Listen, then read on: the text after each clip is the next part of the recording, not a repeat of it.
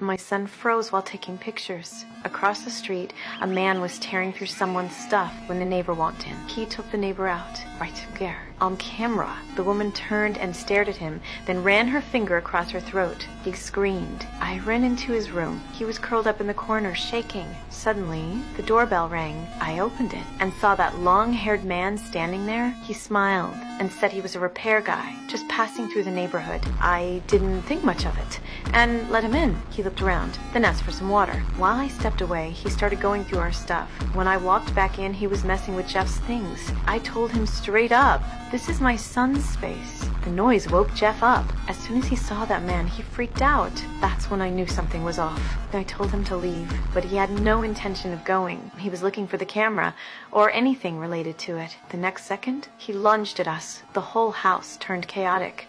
I grabbed a lamp and smashed it over him. Then I pulled Jeff into the next room and slammed the door. It was Jeff's safe room, still reinforced. No way he could break in, but he kept pounding on it, screaming that if we didn't hand over the camera, we wouldn't make it out alive. I stayed calm, told him the camera was in a bag. He found it, but then came back, because just deleting the main file wasn't enough. He knew there had to be a backup. I told him to back up 10 feet, left Jeff inside the safe room, and walked him to the computer, showed him the backups, and deleted them right there. I promised not to call the cops.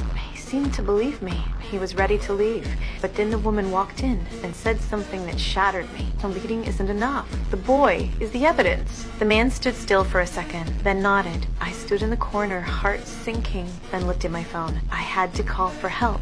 I dialed, didn't even finish the sentence before the woman tackled me. She snatched the phone and smashed it to pieces. I grabbed a metal pipe and hit her in the leg. She screamed. I didn't stop. I ran upstairs, grabbed the intercom, and shouted at Jeff to open the safe room. And right then, the doorbell rang again. It was the delivery guy. I saw him on the monitor, felt a glimmer of hope, tried to speak into the mic, but all it made was static. Before I could figure out what to do, the woman walked out, told the delivery guy she owned the house, a few words, and he left. The woman pulled out a drill and started attacking the door. I grabbed a bat and stood in front of Jeff. They drilled for 5 hours, not even a crack. Later, I found out that door was solid steel. Then, the doorbell rang again. This time, it was a federal agent. I watched from upstairs and remembered Jeff's gift. He was good at fixing things. I told him to fix the mic. Just one word could save us. The agent asked about the noise. The long-haired man laughed and said, "My sister's got some issues. She's asleep now." The agent nodded and turned to leave.